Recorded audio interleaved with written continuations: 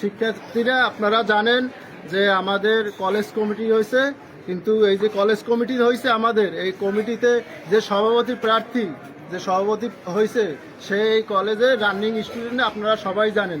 আমরা এই সভাপতি এই যে আমরা মানি না, মানবো না, এবং আরো এই দোসর আওয়ামী লীগের ছাত্রলীগ যে নিষিদ্ধ ছাত্রলীগ সংগঠন এর সাথে যুক্ত হয়েছে দপ্তর সম্পাদক তামিম তালুকদার, আরো এর সাথে আরো কিছু ছাত্রলীগ আছে, আমরা এবং লিটন আছে, আরো এর সাথে আরো কিছু